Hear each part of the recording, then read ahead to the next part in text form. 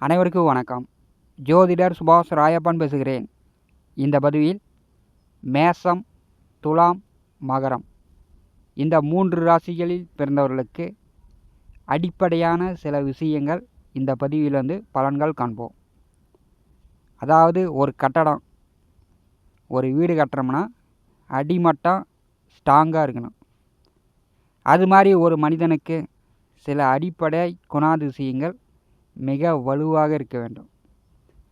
அடிப்படை குணாதிசயங்கள் சரியில்லை என்றால் வாழ்க்கையில் எத்தனை கோடி பணம் சம்பாதித்து எந்த அளவு உயர்நிலைக்கு சென்றாலும் மீண்டும் இருந்த இடத்திற்கே தான் வர வேண்டும். மேஷம், துலாம், மகர ராசி என்பர்கள் இந்த காணொலியை கடைசி வரை முழுவதும் பார்த்து பயன்பெறுங்கள். நம்முடைய T7 ஸ்டுடியோ யூடியூப் சேனலை பார்த்து கொண்டிருக்கக்கூடிய நண்பர்கள், இதுவரை சப்ஸ்கிரைப் செய்யாத நண்பர்கள் மறக்காமல் நம்முடைய சேனலை சப்ஸ்கிரைப் செய்து கூட இருக்கின்ற ஆல் பட்டன் அழுத்திங்க. நன்றி. மேஷம், துலாம், மகரம் இந்த 3 ராசிக்காரர்களுக்கு என்ன சிறப்பு என்றால், 2 பாவ கிரகங்களின் ஆதிக்கம் இந்த 3 ராசிக்காரர்களுக்கு மிக பலமாக இருக்கிறது. ஒன்று பார்த்திங்கன்னா செவ்வாய், 2வது கிரகம் சனி. செவ்வாய் மகர ராசியில் உச்சம் அடைகிறார். மேஷ ராசிக்கு அதிபதியானவர் செவ்வாய். மேஷ ராசியில் சனி நேசம் அடைகிறார். துலாம் ராசியில் சனி பகவான் உச்சம் அடைகிறார். துலாம் ராசிக்கு 2ஆம் வீட்டிற்கும் 7ஆம் வீட்டிற்கும் அதிபதியானவர் செவ்வாய். மேஷ ராசிக்கு தொழில் லாபஸ்தானாதிபதியாக சனி பகவான் வருகிறார். மகரம், மேஷம், துலாம் இந்த 3 ராசிகளுக்கு சனி செவ்வாயினுடைய ஆதிக்கம் மிக பலமாக இருக்கிறது. இந்த 2 கிரகங்களுடைய காரகத்துவம், நீங்கள் எதையாவது ஒன்றை விட்டீங்கன்னா கூட உங்கள் வாழ்க்கை அடிமட்டம் உங்களுக்கு வலுவிழந்து சென்று விடும். செவ்வாய் பகவான் அப்படின்னாலே போர்க்குணம். அவர் மூர்க்கத்தனமான ஒரு கிரகம். இரத்தக்காரகன், சகோதரக்காரகன், பூமி நிலக்காரகன் செவ்வாய். சனி பகவான் அப்படின்னாலே கொடூர குணம்.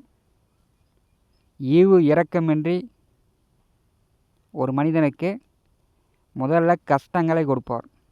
தாங்குற வரைக்கும் அடி எந்த அளவுக்கு தாங்குகிறார்களோ அந்த அளவுக்கு அடி கொடுத்து விட்டு பிறகு தட்டி கொடுத்து அவரை ஒரு மேல்நிலைக்கு கொண்டு வரக்கூடியவர் சனி. சனி செவ்வாய் 2 கிரகமே 9 நவகிரகங்களில் மிகவும் பாவக்கிரகங்கள். இந்த 2 கிரக குணங்களும் மேஷம், துலாம், மகரம் 3 ராசிக்காரிடம் வெளிப்படும். தனக்கு பிறகுதான் மற்றவர்களுக்கு. அது 30 வயதாக இருந்தாலும் சரி, 50 வயதாக இருந்தாலும் சரி, 90 வயது ஆனாலும் சரி, பெரும்பாலும் மகனுக்கு சொத்துக்களை பாகப்பிரிவினை செய்து தரமாட்டார்கள். அது ஏனென்றால் தனக்கு பிறகுதான் மகனுக்கு, தான் காலம் கடந்த பிறகுதான் மகனுக்கு அப்படின்ற மாதிரி ஒரு நிலை இவர்களுக்கு உண்டு. இதிலிருந்து என்ன தெரிந்து கொள்ள வேண்டுமென்றால், மேஷம், துலாம், மகரம் இந்த 3 ராசியில் பிறந்தவர்கள் எதிரியிடம், பகைவனிடம் காட்டக்கூடிய பணிவு, சொந்த பந்த உறவுகளிடம் நீங்கள் காட்ட தவறி விடுகிறீர்கள். அது மனைவியாக இருந்தாலும் சரி, பெற்ற பிள்ளையாக இருந்தாலும் சரி, உடன் பிறந்தவர்களாக இருந்தாலும் சரி, பங்காளிகளாக இருந்தாலும் சரி, சொந்த பந்த உறவுகளிடம் நீங்கள் பணிவு காட்ட மறந்து விடுகிறீர்கள். இது துலாம், மகரம், மேஷம் 3 ராசிக்காரர்கள் இரவில் படுத்து நடு இரவு ஜாமத்தில் நீங்கள் நன்றாக யோசித்து பாருங்கள், உங்களுக்கு நன்றாக புரியும். இப்படி இருந்தால் அப்புறம் ஏன் ஜான் ஏறினால் முளம் சறுக்காது? உலகமே சுற்றி வந்தாலும் செத்தாம் முன்னின்று கை கொடுப்பது பங்காளிகள் தான். இதை எல்லோரும் முதலில் புரிந்து கொள்ள வேண்டும். உலகமே ஒரு மனிதன் சுற்றி வந்தாலும் செத்தாம் முன்னின்று கை கொடுப்பது பங்காளிகள் தான். இதை எல்லோரும் முதலில் புரிந்து கொள்ள வேண்டும். அண்ணன் தம்பி பங்காளிகளுக்கு முன்னுரிமை கொடுக்க வேண்டும். அண்ணன் உதவலை, தம்பி உதவலை, பங்காளி உதவலை அப்படின்னுலாம் சொல்லக்கூடாது. மேஷம், மகரம், துலாம் இந்த 3 ராசிக்காரர்கள் நீங்கள் அண்ணனுக்கோ தம்பிக்கோ பங்காளிகளுக்கோ நீங்கள் என்ன உதவுனீங்க, அதை வந்து நீங்கள் இரவில் படுத்து நன்றாக யோசித்து பார்க்க வேண்டும். மகர ராசியில் பிறந்தவர்கள் கஷ்டம் வரும்போது கடன் வாங்குவார்கள், வட்டி மேல் வட்டி கட்டுவார்கள். வட்டிக்கு வட்டி கட்டக்கூடிய அமைப்பெல்லாம் மகர ராசி என்பளுக்கு உண்டு. அந்த கடனை கட்டி முடித்த பிறகு மகர ராசி என்பளுக்கு வசதி வந்த பிறகு இவர்கள் வந்து செல்வாக்காக வாழக்கூடிய அமைப்பில் மகர ராசிக்காரர்களிடம் யாராவது கடன் கேட்டால் 1 ரூபா நயா பைசா யாருக்கும் கடன் கொடுத்து உதவ மாட்டார்கள். இது வந்து எல்லோருக்குமே பொருந்தும். மகர ராசியில் பிறந்த எல்லோருக்குமே பொருந்தும். கடன் வாங்குவதும் தப்பு, கடன் கொடுப்பதும் தப்பு அப்படின்னு டைலாக் பேசிட்டு போக வேண்டியதுதான். அண்ணன் தம்பியிடம் சண்டை கட்டிக்கிட்டா மகர ராசி என்பர்கள் தன்னுடைய இறுதி காலம் வரை சாகும் வரை அண்ணன் தம்பியிடம் பேசாமல் இருக்கக்கூடிய மகர ராசி என்பர்கள் எத்தனையோ குடும்பங்களை பார்த்தாச்சு. அதே மாதிரி தான் துலாம், அதே மாதிரி தான் மேசம். மேசராசி முன்னின்று தன்னுடைய குடும்பத்திற்கு முன்னின்று தாய் தகப்பனை போல் குடும்ப பாரத்தை தாங்கக்கூடியவர்கள். இவர்கள் வேலை பார்க்குற மும்மரத்தில், தொழில் செய்கிற மும்மரத்தில் உறவுகளை பார்க்க நினைக்க மறந்து விடுகிறார்கள். அண்ணன் தம்பி எப்படி போனான்னா, பங்காளி எப்படி போனான்னா, நம்முடைய வேலை நம்முடைய தொழில் அப்படின்னு மேசராசி இது ஒரு ரூட்டில் போயிட்டுருக்குது. அதே மாதிரி தான் துலாம். துலாம் ராசி அன்பர்கள் பெரும்பாலும் வசதி இருந்தாலும் இல்லைனாலும் அண்ணன் தம்பியிடம் கருத்து வேறுபாடு வந்து தானே வீட்டில் ஒரு மூலையில் ஒதுங்கியிருக்கக்கூடிய நிலை துலாம் ராசி அன்பர்களுக்கு உண்டு. இந்த அடிப்படை குணாதிசயங்களை மாற்றிக்கொள்ள வேண்டும்.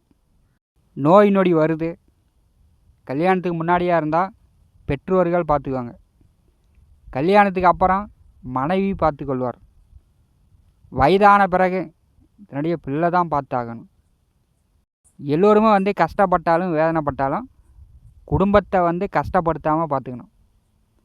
பிள்ளைகளை வந்து கஷ்டப்படுத்தி, பிள்ளைகளை வேதனைப்படுத்தி, அண்ணன் தம்பி பங்காளிகளை வேதனைப்படுத்தி நாம் வந்து வெளியூரில் போய் அயல்நாட்டில் போய் கோடிக்கணக்கில் பணம் சம்பாதித்தாலும் இறுதியில் வந்து திரும்பி வர்றது வீட்டுக்கு தான் வரணும், குடும்பத்தை தான் பார்க்கணும். முடியாமல் போகும்போது குடும்ப நபர்கள் தான் நம்மளை வந்து பார்ப்பார்கள். முதல்ல வந்து அண்ணன் தம்பி பங்காளிகள் வேண்டும். அந்த உறவுகளிடம் நீங்கள் பகைத்து கொள்ளக்கூடாது, அந்த உறவுகளை நீங்கள் வெறுக்கக்கூடாது. கொடுத்து உதவுனாலும் பரவாயில்ல. ஓத்திரியம் இல்லாமல் மேசம் மகரம் துலாம் 3 ராசி அன்பர்கள் பார்த்து கொள்வது நல்லது. துலாம் மேச ராசி அன்பர்கள் பணம் கொடுத்து ஏமாந்து போயிடுவாங்க. ஒரு தடவை ஏமாந்து இவர்கள் வந்து மற்றவரிடம் ஏமாந்துட்டாங்கன்னா இவருடைய இறுதி காலம் வரை இவர்கள் வந்து கொடுக்கல் வாங்கல் இல்லாமல் பார்த்து கொள்ளக்கூடிய மனநிலை துலாம் மேசராசி என்பளுக்கு உண்டு.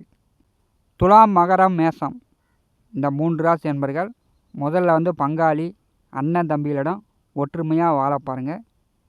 அதன் பிறகு பணம் சம்பாதிப்பது, பணக்காரன் ஆவது, மாடி மீது மாடி கட்டுவது, 10 ஏக்கர் 20 ஏக்கர் நிலபுல சொத்து வாங்குவது, இதெல்லாம் வந்து உங்கள் வாழ்க்கையில் உங்களுடைய லக்கண அடிப்படையில் உங்களுக்கு வரக்கூடிய திசா புத்திகள் கோச்சார கிரகமும் சாதகமாக இருக்கும்போது நீங்கள் வந்து உங்களை அறியாமலே உங்கள் உழைப்பின் மூலம் எதிர்பார்த்த வசதி வாய்ப்புகள் தானாக தேடி வரும். மற்றபடி உடம்பு பூரா எண்ணெயை பூசிக்கிட்டு மண்ணில் உளுந்து பிறண்டாலும் ஒற்றை மண் தான் ஒட்டும். இதெல்லாம் எல்லாமே அனுபவித்து பெரியோர்கள் முன்னோர்கள் பழமொழி சொல்லி வைத்து விட்டு போயிருக்கிறார்கள். இதெல்லாம் அனுபவபூர்வமான உண்மை. ஒரு மனிதனுக்கு என்ன வேண்டுமோ அது வந்து கண்டிப்பாக நம்ம வந்து பிடிச்சிக்கணும். ஒட்டும் வேணாம் உறவும் வேணாம் அப்படின்னு ஒரு மூலையில் தனிமையில் உட்காந்துருந்தால் இறுதி காலத்தில் யாரும் பின் வர மாட்டார்கள். குடும்பம், பிள்ளை, அண்ணன் தம்பி பங்காளிக்கு தான் முதலிடம் கொடுக்க வேண்டும். ஏன்னா வந்து முக்கால் பாவராக செவ்வாய் புகான் இருந்தாலும் அவர் தான் வந்து மங்களக்காரகன். இவரிடம் முறுக்கத்தனம் இருந்தாலும் உறவை பிரிக்கக்கூடியவரும் செவ்வாதான், உறவை வளர்க்கக்கூடியவரும் செவ்வாதான்.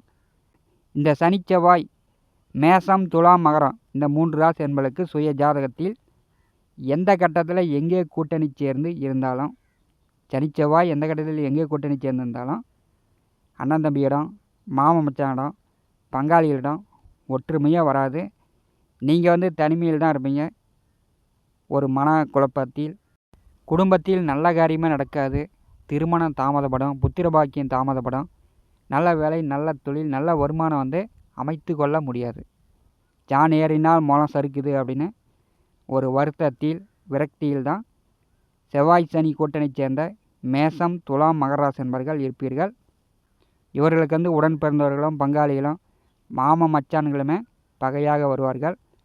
மாமா மச்சான்களை எல்லாம் மூன்றாம் தரப்பட்டவர்களாக ஒதுக்கிவிட வேண்டும். ஒரு மனிதனுக்கு முதல் தரமாக பெற்ற பிள்ளை, அண்ணன், தம்பி, பங்காளிகள் கண்டிப்பாக வேண்டும். இதை மேசம், மகரம், துளாராசி என்பர்கள் புரிந்து அறிந்து செயல்படுங்க. அடிமட்டம் வலுவாக இருந்தால் நீங்கள் உலகமே சுற்றி வந்தாலும் இறுதி காலம் உங்களுக்கு மிகச்சிறப்பாக இருக்கும். இதை பயன்படுத்தி கொள்ளுங்கள். பகையாளிக்கு எந்தளவு நீங்கள் பணிவாக இருக்கிறீங்களோ, எல்லோருமே எடுத்த உடனே ஏற்று நின்று சண்டை கட்டிலாம் இருக்க மாட்டாங்க. பகையாளியிடம் எப்படி பணிந்து போகிறோமோ அது மாதிரி அண்ணன், தம்பி, பங்காளி, உடன் பிறந்தவர்களிடம் பணிந்து போனால் நம்முடைய வாழ்க்கையும் நன்றாக வசதி வாய்ப்புடன் வாழ்வதற்கான அமைப்பு தானாகவே தேடி வரும். இதை புரிந்து அறிந்து செயல்படுங்க. இந்த காணொலியை பற்றி உங்களுடைய மேலான கருத்துக்களை நம்முடைய கமெண்ட் பாக்ஸில் பதிவு செய்யுங்கள். நம்முடைய T70 ஸ்டுடியோ யூடியூப் சேனலை பார்த்து கொண்டிருக்கக்கூடிய அன்பர்கள், இதுவரை சப்ஸ்கிரைப் செய்யாத அன்பர்கள் மறக்காமல் நம்முடைய சேனலை சப்ஸ்கிரைப் செய்து கூட இருக்கின்ற ஆல் பட்டனை அழுத்திங்க. தினந்தோறும் நம்முடைய சேனலில் ஜோதிட பலன்கள் பதிவிடப்படும். உடனுக்குடன் பார்த்து பயன்பெறுங்கள். நன்றி, வணக்கம்.